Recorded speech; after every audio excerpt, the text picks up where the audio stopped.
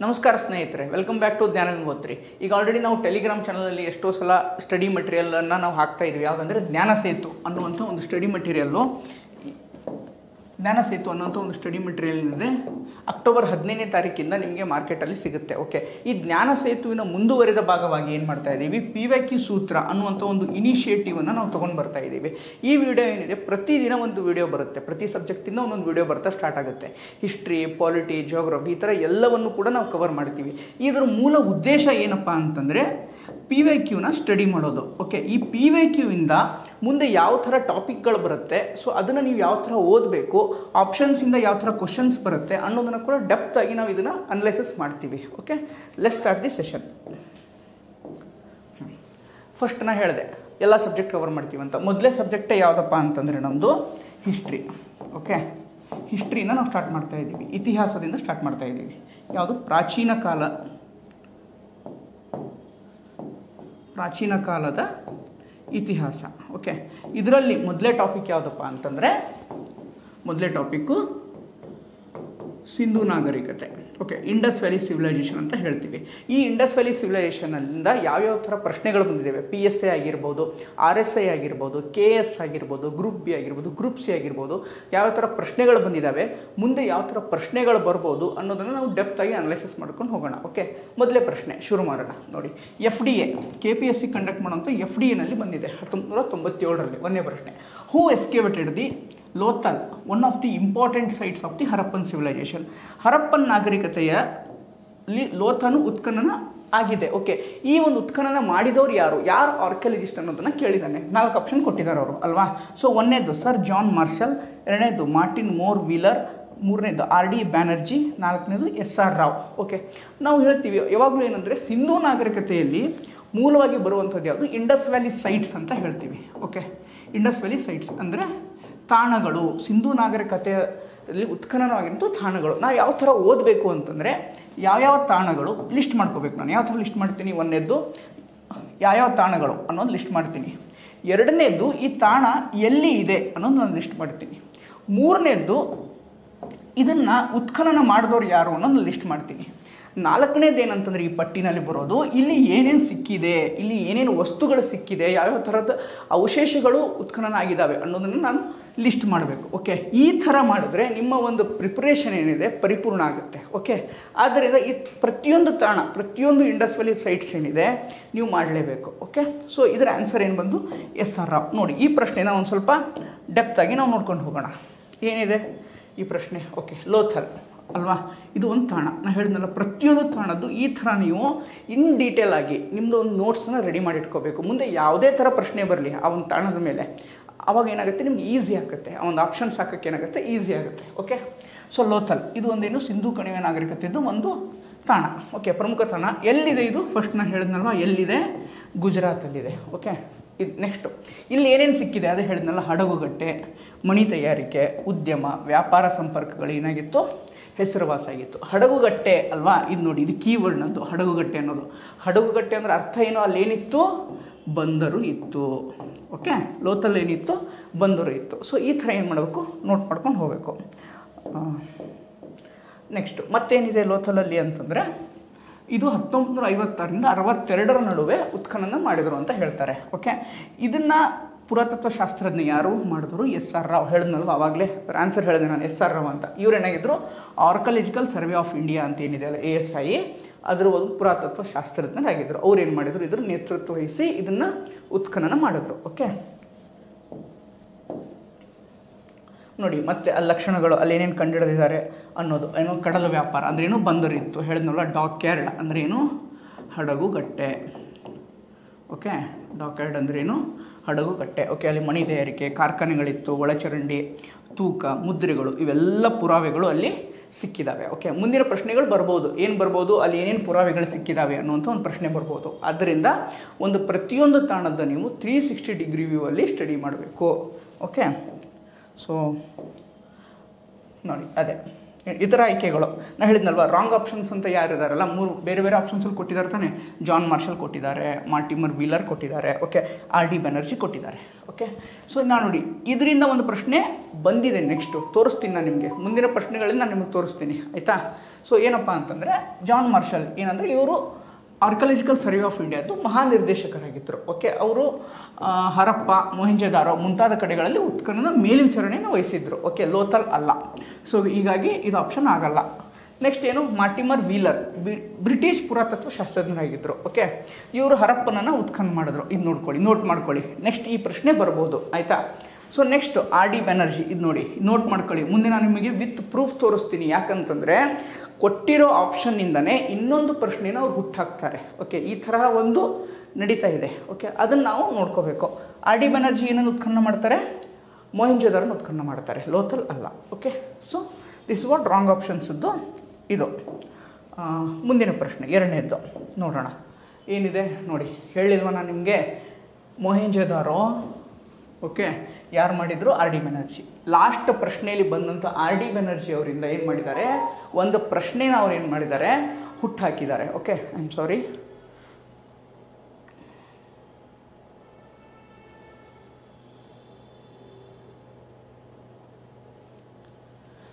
ಒಂದು ಪ್ರಶ್ನೆನ ಹುಟ್ಟಾಕಿದ್ದಾರೆ ಅವರು, ಅದರಿಂದನೇ.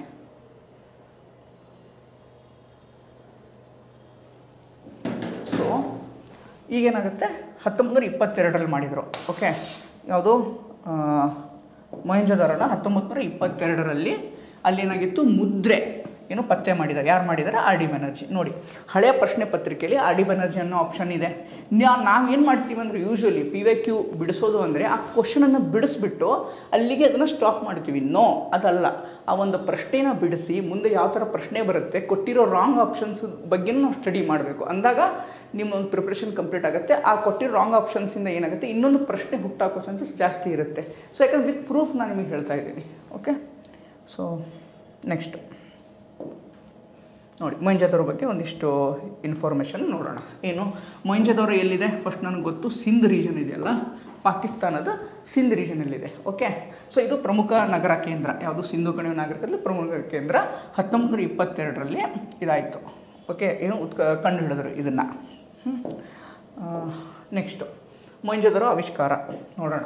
ಏನು, ಈ ಸ್ಥಳವನ್ನು ಭಾರತದಲ್ಲಿ ಮೊದಲು ಪುರಾತತ್ವ ಸರ್ವೇಕ್ಷಣೆ ಇಲಾಖೆ ASI ಅಧಿಕಾರಿ ಯಾರು, ಆರ್ ಡಿ ಬ್ಯಾನರ್ಜಿ. ನೋಡಿ ಬಂತಲ್ವಾ, ಆಗಲೇ ಪ್ರಶ್ನೆಯಲ್ಲಿ ಇತ್ತು ತಾನೇ, ಆರ್ ಡಿ ಬ್ಯಾನರ್ಜಿ ಆಪ್ಷನ್ ಇತ್ತಲ್ವಾ, ಅದರಿಂದ ಇನ್ನೊಂದು ಪ್ರಶ್ನೆನ ಹುಟ್ಟಾಕಿದ್ದಾರೆ. ಓಕೆ, ಇಲ್ಲಿ ಏನೇನು ಸಿಕ್ಕಿದೆ, ಮುದ್ರೆ, ಕಲಾಕೃತಿ.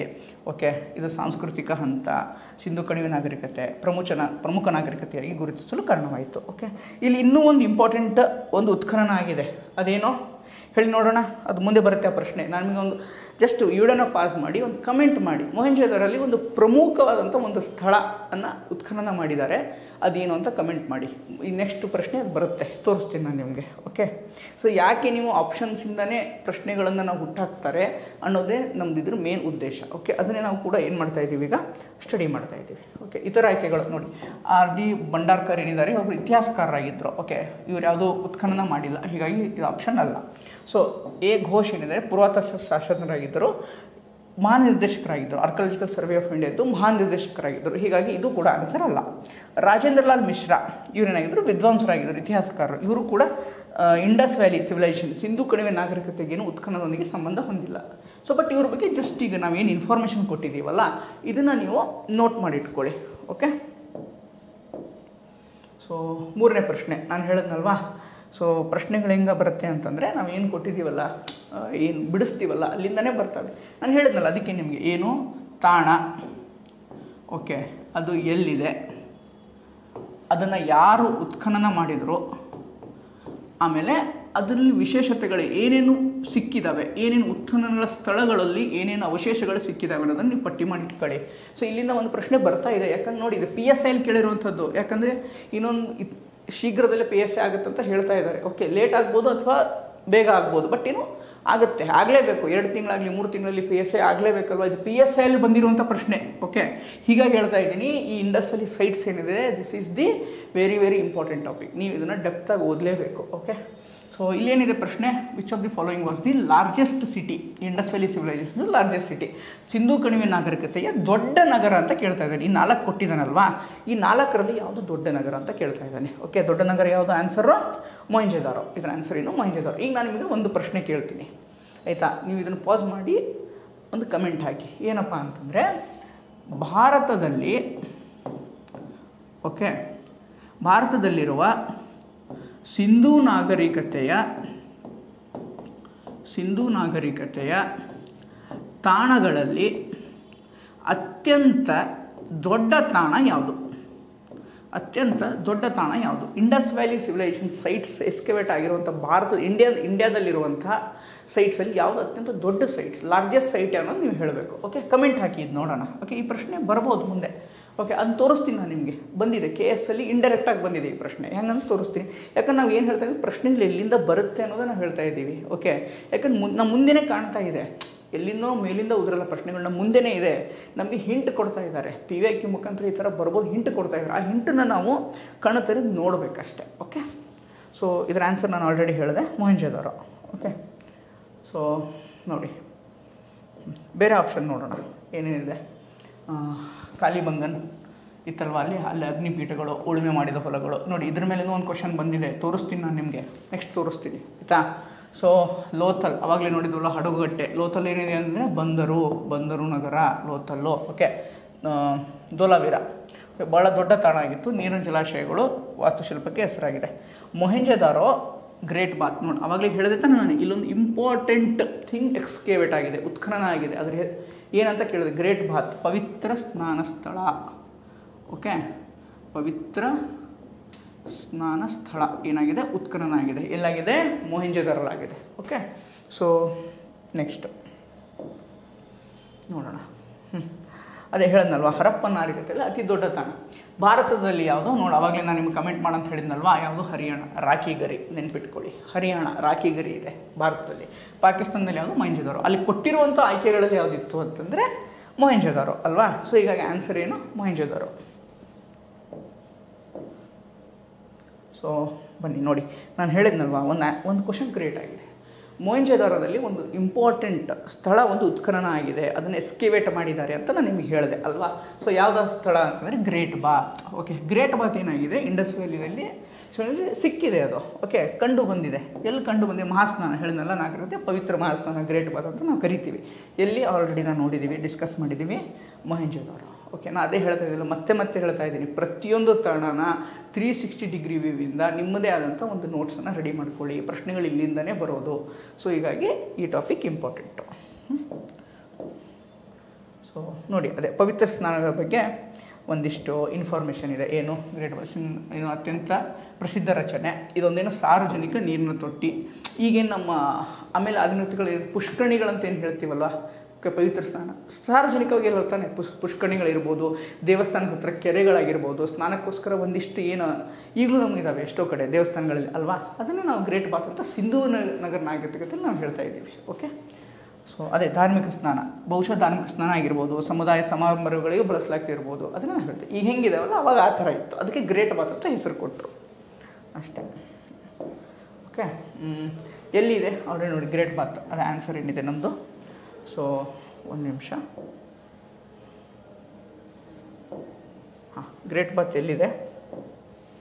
ಗ್ರೇಟ್ ಬಾತ್ ಮೊಹೆಂಜೊದಾರಲ್ಲಿದೆ. ಮೊಹೆಂಜೊದಾರೋ ಎಲ್ಲಿದೆ? ಪಾಕಿಸ್ತಾನದಲ್ಲಿ. ನೋಡಿ, ಅದೇ ಉಲ್ಟಪಲ್ಟ ಅದೇ ವಾಪಸ್ ಏನಾಗುತ್ತೆ, ಇಂಡೈರೆಕ್ಟಾಗಿ ಆ ಕಡೆಯಿಂದ ಈ ಕಡೆ, ಈ ಕಡೆಯಿಂದ ಆ ಕಡೆ ಅಷ್ಟೇ. ಸಿಂಧೂ ನಾಗರಿಕತೆ ಮೇಲೆ ಆಲ್ಮೋಸ್ಟ್ ಒಂದು ಪ್ರಶ್ನೆ ಬರೋ ಚಾನ್ಸಸ್ ಇದ್ದೇ ಇರುತ್ತೆ. ಮಿನಿಮಮ್ ಒಂದು ಪ್ರಶ್ನೆ ಯಾವುದೇ ಎಕ್ಸಾಮ್ ತೊಗೊಳ್ಳಿ ಬಂದೇ ಬರುತ್ತೆ. ಹೀಗಾಗಿ ಈ ಟಾಪಿಕ್ನ ನೀವು ಚೆನ್ನಾಗಿ ಓದ್ಕೋಬೇಕು, ಆಯಿತಾ. ಸೊ ಮುಂದಿದ್ದು 5ನೇ ಪ್ರಶ್ನೆ ಏನಿದೆ ನೋಡೋಣ. The people of Indus valley civilisation were familiar with any of the following metals. ಓಕೆನಾ, ಏನಿದೆ? ಸಿಂಧೂ ಕಣಿವೆ ನಾಗರಿಕತೆಯ ಜನರಿಗೆ ಈ ಕೆಳಗಿನ ಯಾವ ಲೋಹದ ಪರಿಚಯ ಇರಲಿಲ್ಲ ಅಂತ ಕೇಳ್ತಾ ಇದ್ದಾನೆ. ಓಕೆನಾ, ನಾಟ್ ಫೆಮಿಲಿಯರ್. ನೋಡಿ, ನಾಟ್ ಫೆಮಿಲಿಯರ್ ಇದು ಇಂಪಾರ್ಟೆಂಟ್ ಆಗುತ್ತೆ. ಓಕೆ, ಸೊ ಜಸ್ಟ್ ನಿಮಗೆ ಗೊತ್ತಿದ್ದರೆ ವಿಡಿಯೋನ ಪಾಸ್ ಮಾಡಿ ಒಂದು ಕಮೆಂಟ್ ಹಾಕಿ. ಓಕೆ, ಯಾವುದು ಫ್ಯಾಮಿಲಿ ಇರಲಿಲ್ಲ, ಪ್ರಶ್ನೆ ಸಂಖ್ಯೆ ಹಾಕ್ಬಿಟ್ಟು ಹಾಕಿ. ನಾರ್ಮಲ್ ರ್ಯಾಂಡಮಾಗಿ ಹಾಕಿದ್ರೆ ಏನಾಗುತ್ತೆ ಗೊತ್ತಾಗಲ್ಲ ನಮಗೆ. ಓಕೆ, ಸೊ ಯಾವುದಿರಲಿಲ್ಲ? ಕಬ್ಬಿಣ. Okay, iron. ಓಕೆನಾ, ಐರನ್ ಏಜ್ ಅಂತ ಕರಿತೀವಿ, ಗೊತ್ತಾ? ಏನು? ಐರನ್ ಏಜ್ ಯಾವಾಗ ಸ್ಟಾರ್ಟ್ ಆಯಿತು? ಐರನ್ ಏಜ್ ಋಗ್ವೇದ ಅಲ್ವಾ. ಋಗ್ವೇದ ಕಾಲ, ಕಬ್ಬಿಣ ಯುಗ ಯಾವಾಗ ಸ್ಟಾರ್ಟ್ ಆಯಿತು? ಋಗ್ವೇದ. ವೇದಗಳ ಕಾಲದಿಂದ ಏನಾಯಿತು? ಕಬ್ಬಿಣ ಸ್ಟಾರ್ಟ್ ಆಯಿತು. ಇದನ್ನು ಇಂಟ್ರೊಡ್ಯೂಸ್ ಮಾಡಿದ್ಯಾರು? ಆರ್ಯನ್ರು ಅಂತ ಹೇಳ್ತೀವಿ ನಾವು. ಓಕೆ, ಎಷ್ಟೋ ಸಲ ಓದಿರ್ತೀವಿ ನಾವು. ಓಕೆ, ಸೊ ಹೀಗಾಗಿ ಈ ಒಂದು ಪ್ರಶ್ನೆಗೆ ಉತ್ತರ ಇದು. ಹೀಗಾಗಿ ಮುಂದಿನ ನೋಡಿ ನಾವು ಯಾವ ಥರ ನೋಡ್ಕೋಬೇಕಂತಂದರೆ, ಯಾವಾಗಲೂ ಹೇಳಿದ್ನಲ್ಲ, MCQ ಬಿಡಿಸಿದ ತಕ್ಷಣ ಅದು ಮುಗಿಯಲ್ಲ, ಅದರ ಸುತ್ತಲೂ ಏನಿದೆ ನಾವು ಓದ್ಕೋಬೇಕು. ಪರಿಚಯ ಇರುವಂಥ ಲೋಹಗಳು. ನೆಕ್ಸ್ಟ್ ಇನ್ನು ಕೊಡ್ಬೋದು, ಒಂದು 5 ಲೋಹಗಳನ್ನು ಕೊಟ್ಟು ಈ ಕೆಳಗಿನಲ್ಲಿ ಯಾವ ಲೋಹಗಳು ಸಿಂಧೂ ನಗರ ಕಣಿವೆ ನಾಗರಿಕತೆ ಜನರಿಗೆ ಪರಿಚಯವಾಗಿತ್ತು ಅಂತ ಕೇಳ್ಬೋದು. ಓಕೆ, ಆ ಥರ ಕೇಳ್ಬೋದು ಮುಂದೆ ಪ್ರಶ್ನೆ. ಸೊ ಹೀಗಾಗಿ ಇದು ಭಾಳ ಇಂಪಾರ್ಟೆಂಟ್ ಆಗುತ್ತೆ. ಯಾವ್ದ್ಯಾವ್ದು ಇತ್ತು ಅಂತ ಹೇಳಿ, ತಾಮ್ರ ಉಪಕರಣಗಳನ್ನು ಬಳಸ್ತಾ ಇದ್ರು, ಕಂಚು ತಾಮ್ರ ಮತ್ತು ತವರಿಂದ ಆಗುತ್ತೆ, ಅದು ಗೊತ್ತಿತ್ತು, ಚಿನ್ನ ಬೆಳ್ಳಿ ಗೊತ್ತಿತ್ತು, ಸೊ ಎಲ್ಲ ಗೊತ್ತಿತ್ತು. ಆಮೇಲೆ ಸೀಸನು ಗೊತ್ತಿತ್ತು. ಸೊ ಅವ್ರಿಗೆ ಯಾವ್ದು ತಿಳಿದಿರಲಿಲ್ಲ ಅಂತಂದರೆ ಕಬ್ಬಿಣದ ಬಗ್ಗೆ ಅವ್ರಿಗೆ ತಿಳಿದಿರಲಿಲ್ಲ. ಓಕೆ, ಕಬ್ಬಿಣ ತಂತ್ರಜ್ಞಾನ ಭಾಳ ನಂತರ ಬಂತು, ಅದೇ ಹೇಳಿದ್ನಲ್ಲ, ಕಬ್ಬಿಣ ನಂತರ ಬಂತು ಅಂದರೆ ವೇದಗಳ ಕಾಲದಿಂದ ಬಂತು. ಓಕೆ, ಸೊ ತಾಮ್ರ ಮತ್ತು ಕಂಚಿನ ಯುಗದ ನಾಗರಿಕತೆ ಎಂದು ಕರೆಯಲಾಗುತ್ತಿದೆ ಹೊರತು ಕಬ್ಬಿಣ ಯುಗ ಅಂತ ಕರೀಲಿಲ್ಲ. ಅದನ್ನು ಕಬ್ಬಿಣ ಐರನ್ ಏಜ್ ಯಾವಾಗ ಸ್ಟಾರ್ಟ್ ಆಯಿತು ಹೇಳಿದ್ನಲ್ಲ, ಋಗ್ವೇದದಿಂದ ಸ್ಟಾರ್ಟ್ ಆಯಿತು. ಹೀಗಾಗಿ ಇದು ಆನ್ಸರ್ ಅಲ್ಲ. ಓಕೆ, ಮುಂದಿನ ಪ್ರಶ್ನೆ ನೋಡಿ. ಆವಾಗಲೇ ಹೇಳಿದ್ನಲ್ಲ, ಲೋಥಲ್ಲು ಆಪ್ಷನಲ್ಲಿ ಇತ್ತು ಆವಾಗಲೇ ಹಳೆ ಪ್ರಶ್ನೆ ಪತ್ರಿಕೆಗಳಲ್ಲಿ. ಅದನ್ನು ನೀವು ಆ ಒಂದು ತಾಣನ ಏನು ಇಂಡಸ್ ವ್ಯಾಲಿ ತಾಣ ಇದೆ, ಸಿಂಧೂ ನಾಗರಿಕತೆ ತಾಣ ಇದೆ, ಅದನ್ನು ನೀವು ಚೆನ್ನಾಗಿ ಪಟ್ಟಿ ಮಾಡ್ಕೊಂಡಿದ್ರೆ ಅಲ್ಲಿ ಏನೇನು ಸಿಕ್ಕಿದೆ, ಅದನ್ನು ಯಾರು ಎಸ್ಕಿವೇಟ್ ಮಾಡಿದರು ಅನ್ನೋದು ನೀವು ತಿಳ್ಕೊಂಡಿದ್ರೆ ಈ ಒಂದು ಪ್ರಶ್ನೆನ ಆರಾಮಾಗಿ ಬಿಡಿಸ್ಬೋದು. ನೋಡಿ, ಇದು ಎಲ್ಲೆಲ್ಲಿ ಬಂದಿದೆ, RSI HK, okay, PWD JE PC 2002. ನೋಡಿ, 3 ಪರೀಕ್ಷೆಗಳಲ್ಲಿ ಸೇಮ್ ಪ್ರಶ್ನೆ ಬಂದಿದೆ ಅಂದರೆ ಅರ್ಥ ಏನು, ಪ್ರಶ್ನೆಗಳು ಕೂಡ ಏನಾಗುತ್ತೆ ಒಂದೊಂದು ಸಲ ರಿಪೀಟ್ ಆಗುತ್ತೆ. ಅದರ ಆಪ್ಷನಿಂದನೂ ತೆಗಿಬೋದು, ಯಥಾವತ್ತಾಗಿ ಅದೇ ಪ್ರಶ್ನೆಗಳನ್ನ ಕೊಡ್ಬೋದು. ಸೊ ಹೀಗಾಗಿ ಈ ಒಂದು ಪಾರ್ಟ್ ಏನಿದೆ ಅಲ್ವಾ, ತುಂಬ ಇಂಪಾರ್ಟೆಂಟ್ ಆಗುತ್ತೆ. ಓಕೆ, ಸೊ ಏನು ಕೇಳ್ತಾ ಇದ್ದೀನಿ, ಪೋರ್ಟ್ ಸಿಟಿ ಆವಾಗಲೇ ನೋಡಿದ್ದೆ ತಾನೆ, ಯಾವುದು ಪೋರ್ಟ್ ಸಿಟಿ ಲೋಥಲ್ ಎಲ್ಲಿದೆ, ಗುಜರಾತ್. Okay, important. ಸೊ ಮುಂದಿನ ಪ್ರಶ್ನೆ ನೋಡಿ, ಲೋಥಲ್ ಬಗ್ಗೆನೇ ಇದೆ, ಎಲ್ಲಿದೆ, ಗುಜರಾತಲ್ಲಿದೆ. ಅದನ್ನು ಯಾರು ಎಸ್ಕಿವೇಟ್ ಮಾಡಿದ್ರು, ಮೊದಲೇ ಪ್ರಶ್ನೆ ಇತ್ತಲ್ವಾ, SR ರಾವ್. ಓಕೆ, ಮೊದಲೇ ಪ್ರಶ್ನೆ ಇದೇ ಇತ್ತು ತಾನೆ, SR ರಾವ್ ಆಪ್ಷನ್ನು. ಅಲ್ಲೇನಿದೆ, ಡಾಕ್ಯಾರ್ಡ್ ಅಂದರೆ ಹಡಗು ಕಟ್ಟೆಗಳು ಇತ್ತು ಅಲ್ವಾ. ಸೊ ಸಾಬರಮತಿ ನದಿಗೆ ಈ ಹಡಗು ಕಟ್ಟೆಗಳನ್ನು ನಿರ್ಮಿಸಿದ್ರು, ಸಾಬರಮತಿ ನದಿ ದಂಡೆನಲ್ಲಿ. ಆವಾಗ ಅದನ್ನು ಅರಬ್ಬಿ ಸಮುದ್ರಕ್ಕೆ ಕನೆಕ್ಷನ್ ಕೊಡೋಕ್ಕಂತ ಮಾಡಿದೆ. ಯಾಕಂದರೆ ವ್ಯಾಪಾರನ ಮಾಡಲಿಕ್ಕೆ, ಇಂಪೋರ್ಟ್ ಎಕ್ಸ್ಪೋರ್ಟನ್ನು ಮಾಡ್ತಾಯಿದ್ರು ಅಲ್ವಾ. ಸೊ ಹೀಗಾಗಿ ಅದು ಇಂಪಾರ್ಟೆಂಟ್. ಲೋಥಲ್ಲಿನ ಪ್ರಮುಖ ವ್ಯಾಪಾರ ಮತ್ತು ಕೈಗಾರಿಕಾ ಕೇಂದ್ರ ಆಗಿತ್ತು. ಅಲ್ಲಿ ಮಣಿ ಕೈಗಾರಿಕೆ, ಓಕೆ, ಅರೆ ಅಮೂಲ್ಯ ಕಲ್ಲುಗಳು, ಆಭರಣ ಮತ್ತು ಸೂಕ್ಷ್ಮಣಿಗಳನ್ನು ವಿದೇಶಕ್ಕೆ ರಫ್ತು ಮಾಡ್ತಾಯಿದ್ರು, ಎಕ್ಸ್ಪೋರ್ಟ್ ಮಾಡ್ತಾಯಿದ್ರು. ಓಕೆ, ಯಾಕಂದರೆ ವ್ಯಾಪಾರ ಕೇಂದ್ರ ಮಾಡ್ತಾಯಿದ್ರು. ಓಕೆ, ಅದಕ್ಕಾಗಿ ಸಹ ಬಂದರ ಅದಕ್ಕೆ ಬೇಕಲ್ವ, ಎಕ್ಸ್ಪೋರ್ಟ್ ಇಂಪೋರ್ಟ್ ಮಾಡೋಕ್ಕೆ ತಾನೇ ಬಂದರ ಬೇಕಾಗಿರೋದು. ಹೀಗಾಗಿ ಅದು ಇಂಪಾರ್ಟೆಂಟು. ಓಕೆ, ಮುಂದಿನ ಪ್ರಶ್ನೆ ನೋಡಿ, ಬೇರೆ ಆಪ್ಷನ್ಸ್ ನೋಡೋಣ. ಹರಪ್ಪಾನ ಆಪ್ಷನ್ ಇದೆಯಲ್ವಾ, ಎಲ್ಲಿದೆ, ಪಾಕಿಸ್ತಾನದಲ್ಲಿದೆ. ಪಂಜಾಬ್ ಏನಿದೆ, ಇಂಡಿಯಾದಲ್ಲೂ ಬರುತ್ತೆ, ಪಾಕಿಸ್ತಾನದಲ್ಲೂ ಬರುತ್ತೆ. ಆ ಪಂಜಾಬ್ ರೀಜನಲ್ಲಿ ಬರುವಂಥದ್ದು ಏನು, ಹರಪ್ಪ. ಓಕೆ, ಕಾಲಿಬಂಗನ್ ಎಲ್ಲಿ ಬರುತ್ತೆ, ರಾಜಸ್ಥಾನದಲ್ಲಿ ಬರುತ್ತೆ. ಅಲ್ಲೇನಿದ್ದಾವೆ, ಬೆಂಕಿಯ ಬಲಿಪೀಠಗಳು, ಉಳುಮೆ ಮಾಡಿದ ಹೊಲಗಳು. ಓಕೆನಾ, ಇದಕ್ಕೆ ಹೆಸರುವಾಗಿದೆ. ಬಂದರ ಇಲ್ಲ ಅಲ್ಲಿ, ಕಾಲಿಬಂಗನ್ ಬಂದರ ಇಲ್ಲ. ಓಕೆನಾ. ಸೊ ಮೊಹೆಂಜೊದಾರೋ ಬಂದರ ನಗರ ಆಲ್ರೆಡಿ ನೋಡಿದ್ದು. ಮೊಹೆಂಜೊದಾರೋ ಗ್ರೇಟ್ ಬಾತ್ ಇದೆ, ನಗರ ಯೋಜನೆ ಹೆಸರು, ಅಥವಾ ಅಲ್ಲಿನೂ ಏನು ಬಂದರೆ ಇಲ್ಲ. ಸೊ ಅಂದರೆ ಬೇರೆ ಆಪ್ಷನ್ಸ್ ಬಗ್ಗೆ ಈ ಥರ ಆಯ್ಕೆಗಳು ಯಾಕೆ ರಾಂಗ್ ಅನ್ನೋದಕ್ಕೆ ಇದೊಂದು ಎಕ್ಸ್ಪ್ಲನೇಷನ್. ಅದೇ ಥರ ನೀವು ಕೂಡ ಇತರ ಆಯ್ಕೆಗಳು ಯಾಕೆ ರಾಂಗ್ ಅನ್ನೋದನ್ನ ನೀವು ನೋಡ್ಕೋಬೇಕು. ಅಂದರೆ ಆ ಒಂದು ಆಯ್ಕೆಗಳಿಂದ ಪ್ರಶ್ನೆ ಬಂದರೆ ನಿಮಗೆ ಬಿಡಿಸೋಕ್ಕೆ ಏನಾಗುತ್ತೆ, ಸುಲಭ ಆಗುತ್ತೆ. ಓಕೆ, ಮುಂದಿನ ಪ್ರಶ್ನೆ. In which of the following cities Indus valley culture has extensive water harvesting system has been found. Okay, ಈ ಕೆಳಗಿನ ಸಿಂಧೂ ಸಂಸ್ಕೃತಿಯ ಯಾವ ನಗರದಲ್ಲಿ ವ್ಯಾಪಕವಾದ ಜಲ ಸಂಗ್ರಹಣೆ ವ್ಯವಸ್ಥೆ, ವಾಟರ್ ಹಾರ್ವೆಸ್ಟಿಂಗ್ ಇತ್ತು ಅಂತ ಕೇಳಿದ್ದೆ ನಾವು. 4 ಆಪ್ಷನ್ ಕೊಟ್ಟಿದ್ದಾನೆ. ಓಕೆ, ಏನು ಕೊಟ್ಟಿದ್ದಾನೆ, ಮೊಹೆಂಜೊದಾರೋ, ಲೋಥಲ್, ಧೋಲಾವಿರ, ಕಾಲಿಬಂಗನ್. ನಾನು ಹೇಳಿದ್ನಲ್ವ, ನೀವು ಪ್ರತಿಯೊಂದನ್ನು ಪಟ್ಟಿ ಮಾಡಿ ಆ ಒಂದು ತಾಣದ ಬಗ್ಗೆ 360 ಡಿಗ್ರಿಯಿಂದ ನೋಟ್ಸ್ ಮಾಡ್ಕೊಂಡಿದ್ರೆ ಈ ನೋಟ್ಸ್ ಎಷ್ಟಾಗುತ್ತೆ, ಮಹಾನಂದ 2 ರಿಂದ 3 ಪೇಜ್ ಅಷ್ಟೇ. ಇದೇನು ನೀವು 5-10 ಪೇಜ್ ಬೇಕಾಗಿಲ್ಲ. 2 ರಿಂದ 3 ಪೇಜ್ ನೋಟ್ಸ್ ಮಾಡ್ಕೊಂಡ್ರೆ 1 ರಿಂದ 2 ಅಂಕ ಅಥವಾ 1 ರಿಂದ 2 ಪ್ರಶ್ನೆಗಳಿಗೆ ನೀವು ಆರಾಮಾಗಿ ಉತ್ತರನ ಹಾಕ್ತೀರಾ. ಓಕೆ, ಹೀಗಾಗಿ ಇದು ಇಂಪಾರ್ಟೆಂಟ್. ಸೊ ಎಲ್ಲಿ, ಧೋಲಾವಿರ ಆಪ್ಷನ್. ಇದಕ್ಕೆ ಆನ್ಸರ್ ಏನು, ಧೋಲಾವಿರ. ಓಕೆ, ಸೊ ಮುಂದಿನ ಪ್ರಶ್ನೆ, ಧೋಲಾವಿರ ಬಗ್ಗೆ ಒಂದಿಷ್ಟು ಇನ್ಫಾರ್ಮೇಷನ್ ನೋಡೋಣ. ಧೋಲಾವಿರ ಎಲ್ಲಿದೆ, Gujarat. Okay, run of Kutch region ಏನು ಬರುತ್ತಲ್ಲ ಅಲ್ಲಿದೆ. ಇದನ್ನು ಯಾರು ಉತ್ಖನನ ಮಾಡಿದ್ರು, ಮುಂದೆ ಈ ಪ್ರಶ್ನೆ ಬರ್ಬೋದು. ಮ್ಯಾಚ್ ದಿ ಫಾಲೋವಿಂಗ್ ಕೇಳ್ಬೋದು ನಿಮಗೆ. ತಾಣಗಳನ್ನು ಕೊಟ್ಟು ಉತ್ಖನನ ಮಾಡಿದವರು ಯಾರು, ಪುರಾತತ್ವ ಶಾಸ್ತ್ರಜ್ಞರಿಂದ ಏನು ಮಾಡ್ಬೋದು, ಮ್ಯಾಚ್ ದಿ ಫಾಲೋವಿಂಗ್ ಕೇಳ್ಬೋದು. ಓಕೆ, ಸೊ ಯಾರು, GP ಜೋಶಿ ಮತ್ತು RS ಬಿಸ್ತ್ ಅನ್ನುವಂಥ ಪುರಾತತ್ವ ಶಾಸ್ತ್ರಜ್ಞನೇ ಇದ್ದಾರೆ. ಇವರು ಇದು ಯಾವುದು ಧೋಲಾವಿರನ ಎಸ್ಕಿವೇಟ್ ಮಾಡಿದರು, ಅದನ್ನು ಉತ್ಖನನ ಮಾಡಿದರು. ಓಕೆ, ಸೊ ಅಲ್ಲಿ ಏನೇನಿತ್ತು ಅಂತ ನೋಡೋಣ. ಅದೇ ದೊಡ್ಡ ಜಲಾಶಯಗಳು, ಆಣೆಕಟ್ಟು, ಕಾಲುವೆಗಳು, ನೀರಿನ ಸಂರಕ್ಷಣೆ. ಓಕೆ, ಹರಪ್ಪನ ತಾಣಗಳಲ್ಲಿ ಮೊದಲ ಬಾರಿಗೆ ಇಂಥ ಮಳೆ ನೀರು ಕೊಯ್ಲು, ಓಕೆ, ಶೇಖರಣಾ ವ್ಯವಸ್ಥೆ ಕೂಡ ಎಲ್ಲಿತ್ತು, ಈ ಧೋಲಾವಿರದಲ್ಲಿ ಇತ್ತು. ಆಯಿತಾ. ಕೊಡ್ಬೋದು. ನೆಕ್ಸ್ಟ್ ಮಳೆ ನೀರು ಕೊಯ್ಲೆ ಶೇಖರಣಾ ವ್ಯವಸ್ಥೆ ಯಾವ ಒಂದು ತಾಣದಲ್ಲಿತ್ತು ಅಂತ ಒಂದು ಪ್ರಶ್ನೆ ಬರ್ಬೋದು. ಹೀಗಾಗಿ ಆನ್ಸರ್ ಏನಾಗುತ್ತೆ ಅವಾಗ ಧೋಲಾವೀರ ಆಗುತ್ತೆ.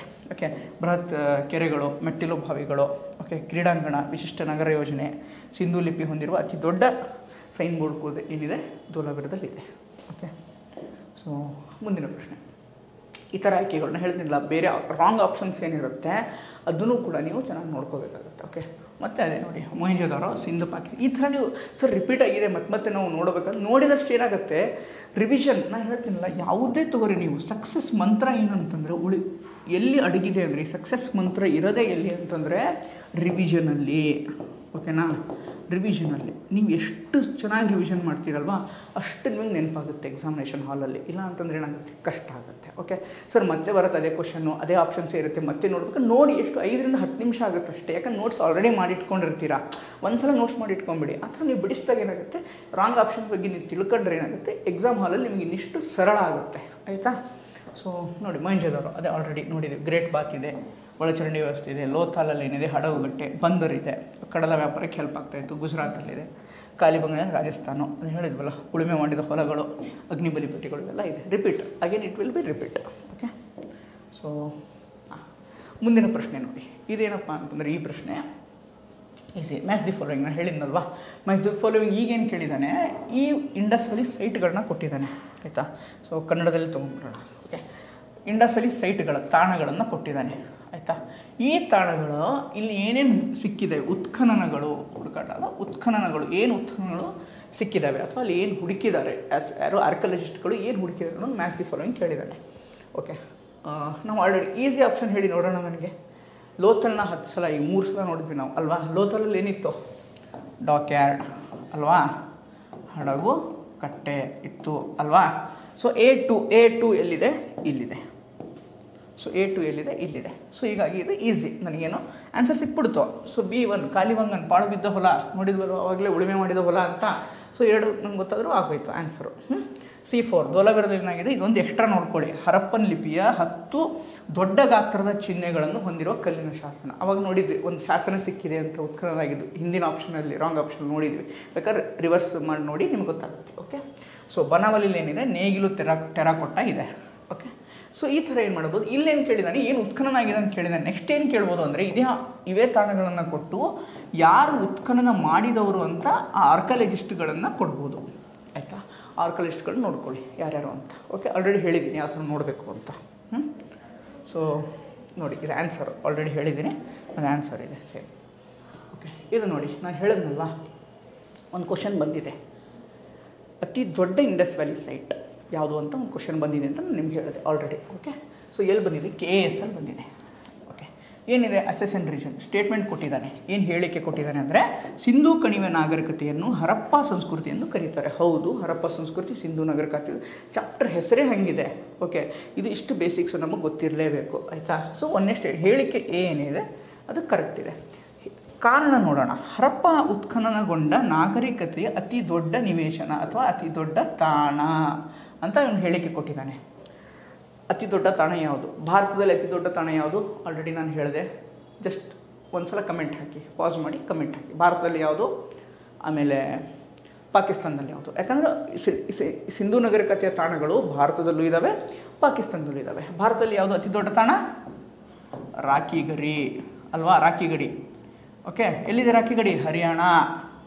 ಕರೆಕ್ಟ್, ರೈಟ್, ಹರಿಯಾಣದಲ್ಲಿದೆ. ಪಾಕಿಸ್ತಾನದ ಅತಿ ದೊಡ್ಡ ತಾಣ ಯಾವುದು, ಮೊಹೆಂಜೊದಾರೋ ಅಲ್ವಾ, ಮೊಹೆಂಜೊದಾರೋ ಇದೆಲ್ಲಿದೆ, ಪಾಕಿಸ್ತಾನದಲ್ಲಿದೆ. ಸೊ ಹೀಗಾಗಿ ಹರಪ್ಪ ಉತ್ತರ ನಗರ ಅತಿ ದೊಡ್ಡ ನಿವೇಶನ ಅಲ್ಲ.